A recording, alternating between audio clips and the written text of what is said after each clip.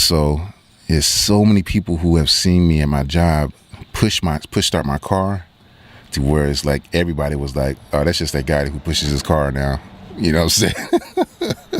After a while, after me doing it for about 2 or 3 years and saying, no, I don't need no help, people just got used to it and it didn't help me anymore. You know what I'm saying? It was just like, what the heck? What's going on over there? Oh, that's just that guy who push starts his car every morning.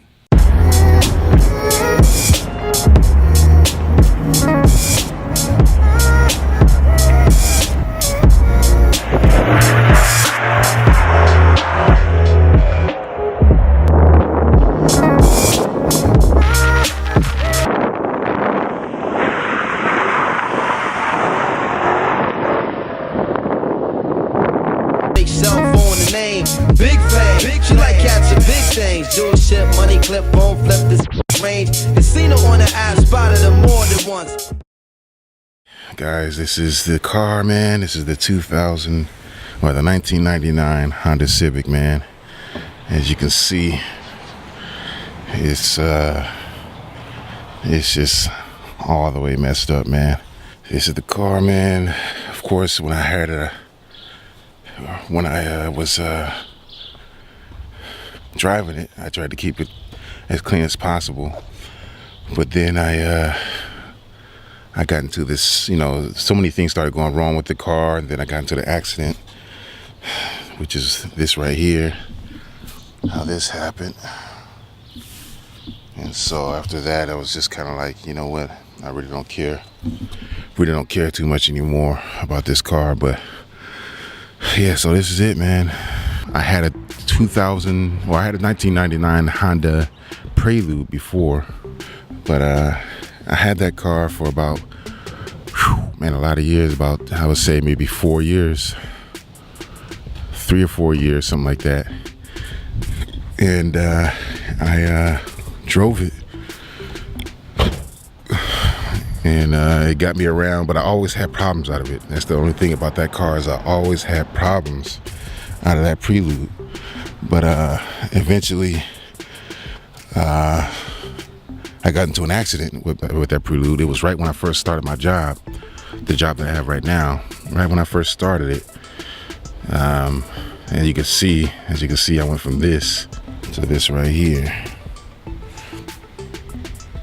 and it's actually clean. As you can see, the water down there, I washed it yesterday. Surprised that the water is still there, but yeah, man, this car is clean. Super happy with my purchase, man. Ridiculously happy with my purchase.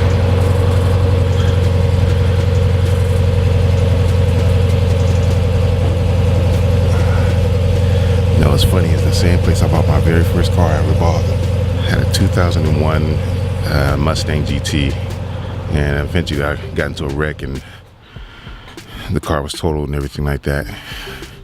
And there's a whole nother story I can tell you guys about that. Remind me if you want to see it in the comment section. But yeah, let me know if you guys want to hear about the Mustang GT story and how I got into a wreck with it. But yeah,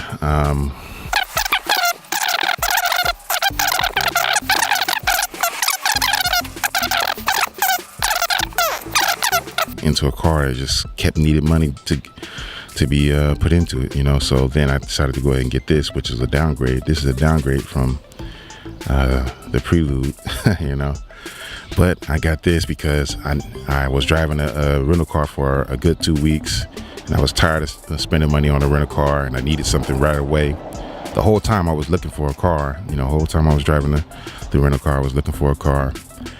So what I decided to do was just get something so that I can get back and forth to work, something that I knew that was reliable, and if something did break on the car, then it would be easy to fix, even easier to fix than the Prelude, and cheaper. So that's what made me get this car, and it was working well for a while. I spent $2,000 on it, and it lasted me for 3 years now, like 3.5 years. Yeah, 3 years. Almost 3 years exactly, pretty much.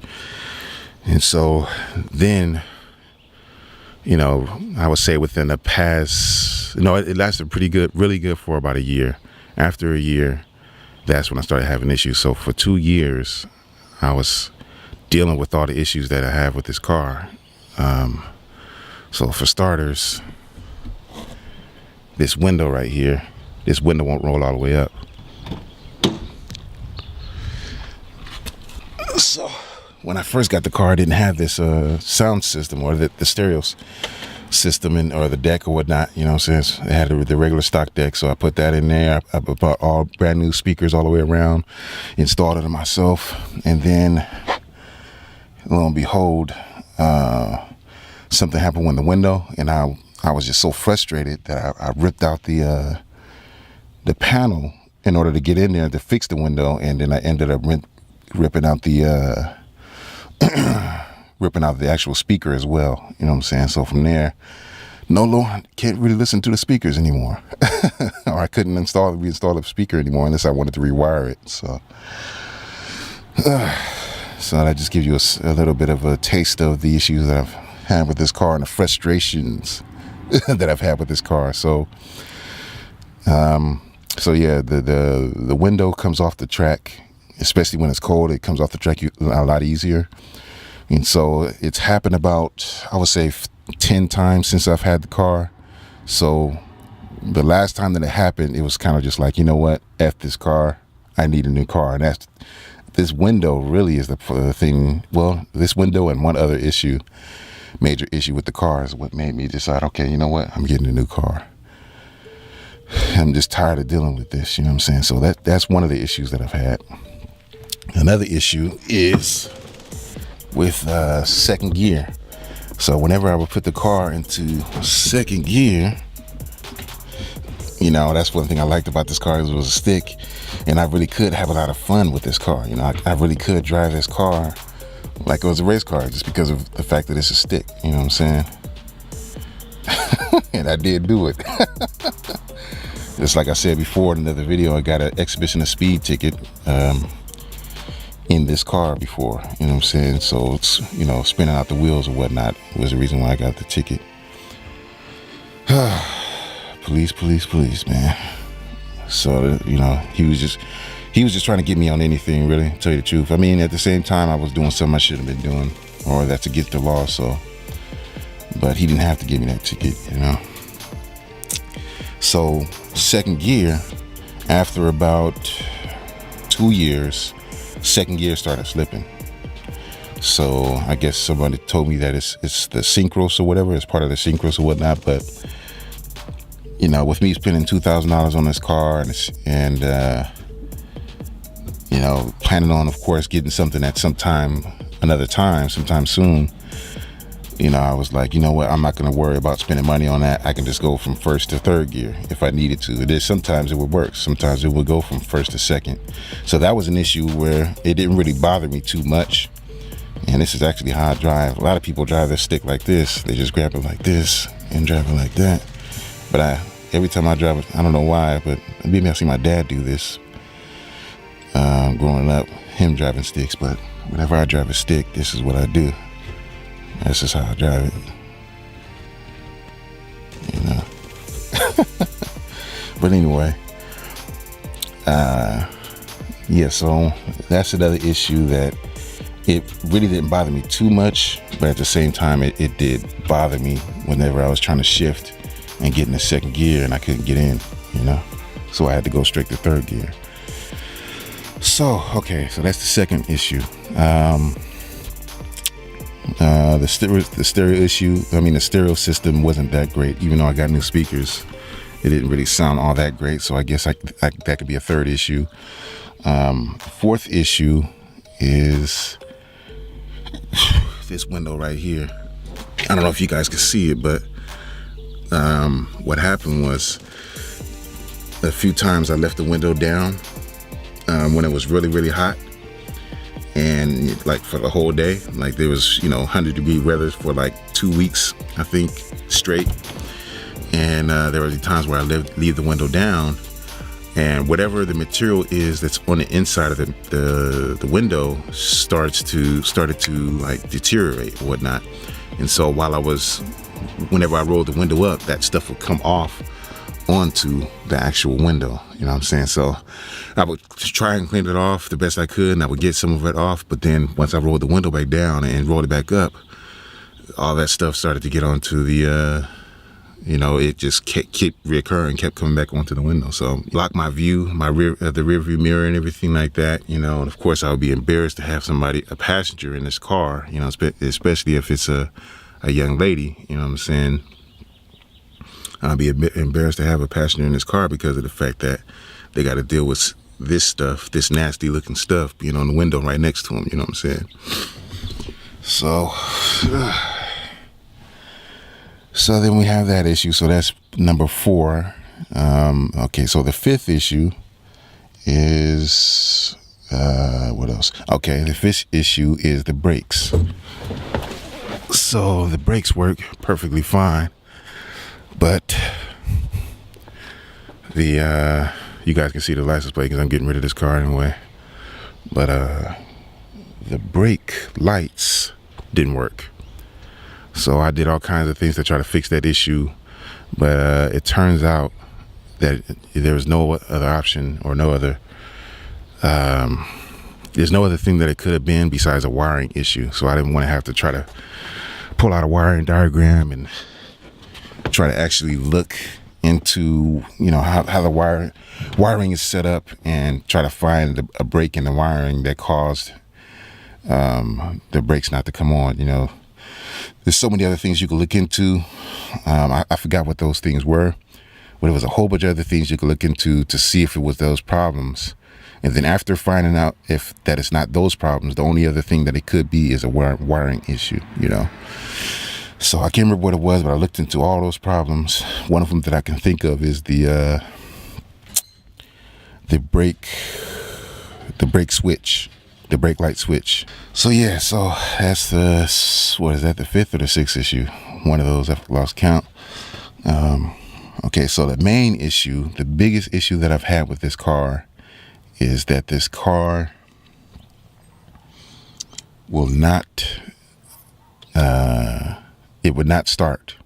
So it wasn't the starter. I checked the starter, checked the spark plugs and all the other different things up under the hood to see what it was, but it wasn't that. So then after doing all the research and doing all the things that I checked, not the battery or anything like that, not the alternator, found out that the issue was the crankshaft position sensor. The crankshaft position sensor. And so let's see if I can actually get under this hood. That's another issue. The lever for the hood is broke. So I had to do certain things to get the hood open, like use pliers or use something. And I don't feel like opening the hood, but basically, here's my brother right here on the bike.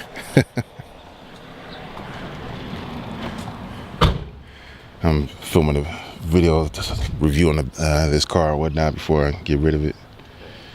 I guess that's the 7th issue, or 5th or 6th or 7th issue, is getting into this wreck right here. I'll talk to you guys about that in another video. But it wasn't my fault. But yeah, so I can't open the hood right now, or I don't feel like, going through the trouble of opening it. But basically what happened was,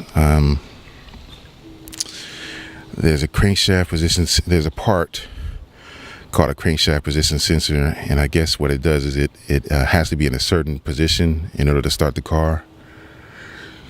And what happens is the cable, either the cable was broken or some kind of way the connection was not being made in order to read that it was in a correct position. So I got it fixed without going into too much detail about everything that happened with it, because I'm already taking up so much time. I got it fixed 2 times. Got it fixed 2 times. 3rd time it happened again. So basically that just lets you know that this issue is something else that's a bigger issue, underlying issue that caused that to happen.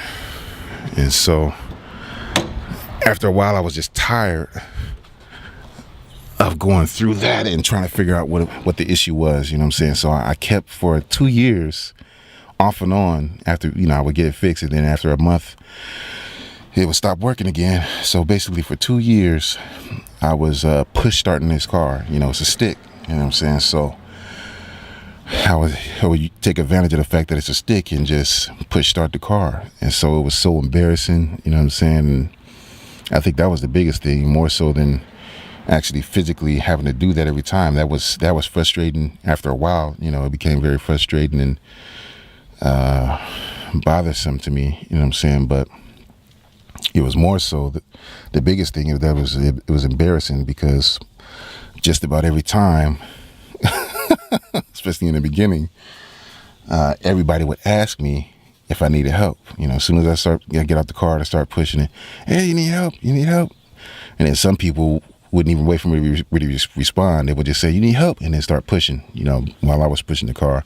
And they would tell me to jump in, and I would jump in and actually get the car started and go, you know what I'm saying? People would ask me if I needed to jump, and I'd be like, no, it doesn't need to jump. You know, it's this particular issue and everything like that. And then after a while, I just got so tired of so many people asking me that I would actually answer with an attitude. You know what I'm saying? I'd be like, nope, I don't have no issue. I got it. Don't worry about it. I got it. Nope, don't worry about it. You know what I'm saying? And countless amount of people I was talking to like that. You know what I'm saying? I feel ashamed of myself that I was actually having an attitude towards people who was trying to help me, but it was that frustrating, you know what I'm saying, to have to do this, you know.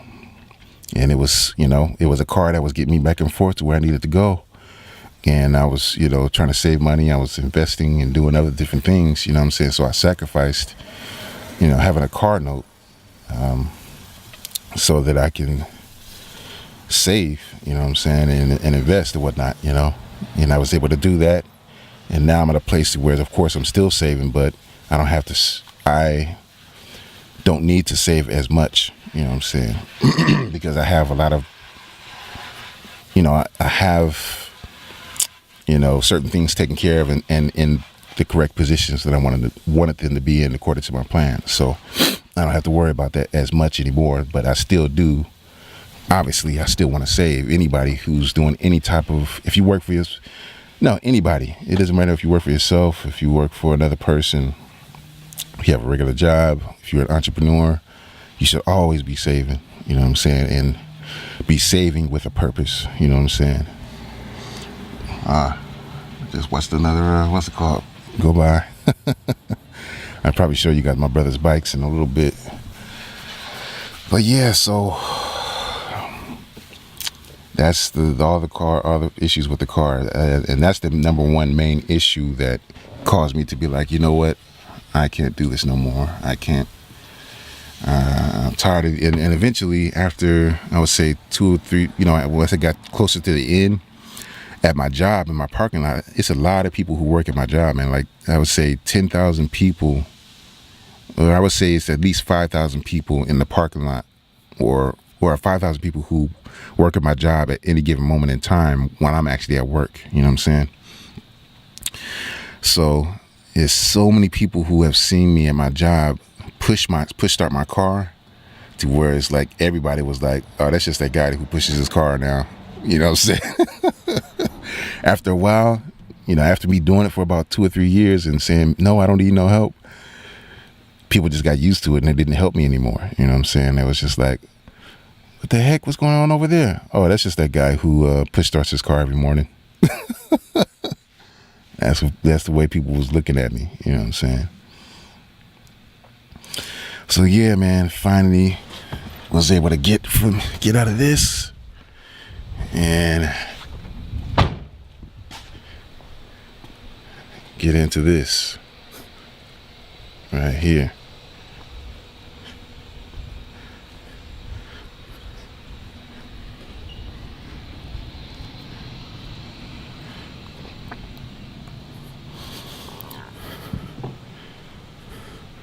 So I'll show you guys more about this car, and I'll give you guys a, you know, owner's review of this car pretty soon.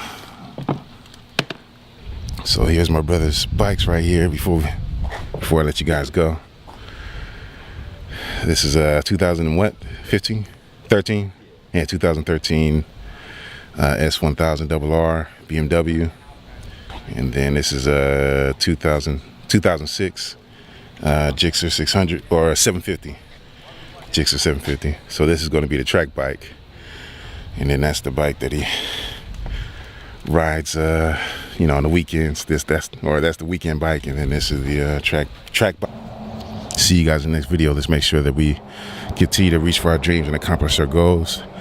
I'm sorry you guys didn't see me for the whole video, but just like I said before, I'm looking kind of crusty right now, so I want to be seen in the video or whatnot. So that's the reason why. Got to get a haircut and a whole bunch of other stuff. You know, one thing that's a trip is I didn't even show you guys the car that I bought my parents. So here it is right here. It's a 2011 C300. You know, one thing that's dope about this car is it came with the you know, those rims are 20-inch rims, stock rims on there. Then not only that, but it came with the windows tinted. You know, it came with the windows tinted. Whoever was the previous owner tinted the windows. Had the windows tinted. The car is kind of dirty. I don't know if you can see it on the camera, but yeah, man. C300.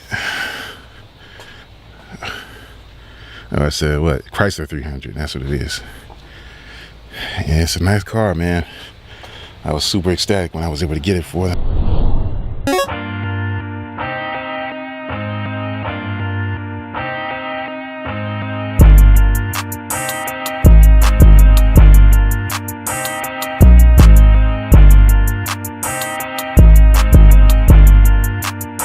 Hey, bro, watch your jet. Watch your jet, bro. Watch your jet!